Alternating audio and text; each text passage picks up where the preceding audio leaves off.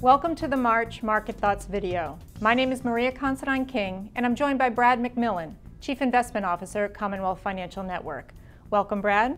Good morning, Maria. Brad, the equity markets got us off to a strong start in January. What factors kept the momentum going in February? I'll tell you, February really was a good month, and I think the principal reason for that is a reduction in perceived risk.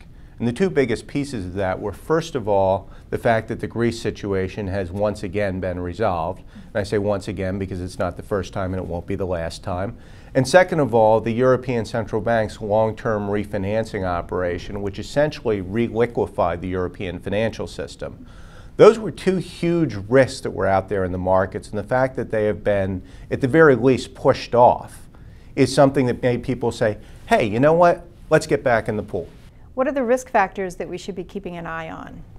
Well, I think the first one is a potential reversal of what's seen as the European resolution. And obviously, you've got Ireland saying, well, wait a minute, Greece got a deal, why don't we get a deal? You've got the Portuguese.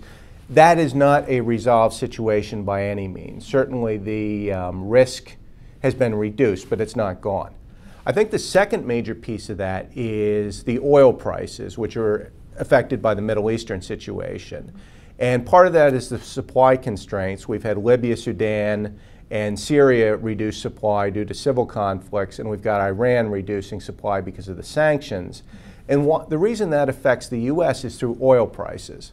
As oil prices rise, that directly cuts into consumer spending. It basically acts as a tax. And that's going to have a significant negative effect on consumer spending, which is a huge chunk of the U.S. economy. What did the economic data show in February?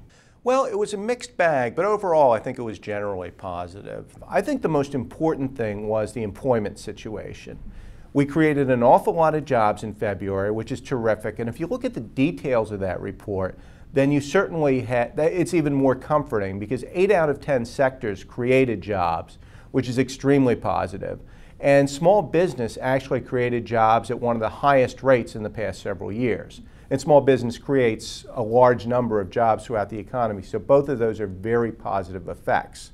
On the negative side, the consumer spending was not what we would have liked it to be necessarily, and certainly housing prices continue to decline, which is not a positive.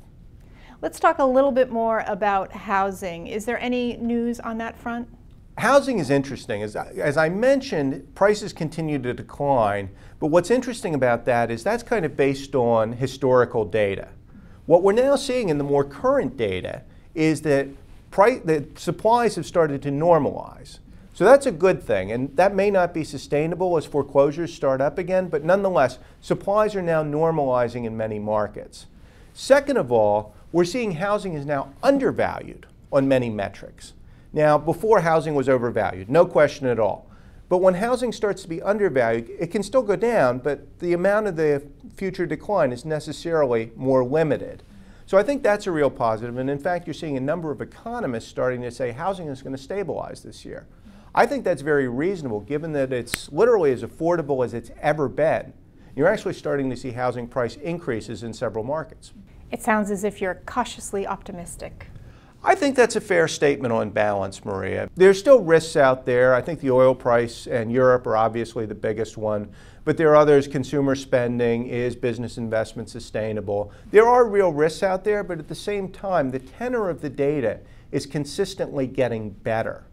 And while certainly I don't want to commit to we're through it yet, nonetheless, I think right now the best place to look at this is from a cautiously optimistic perspective. Thank you, Brad. Thank you, Maria. And thank you. Please join us next month for the Market Thoughts video.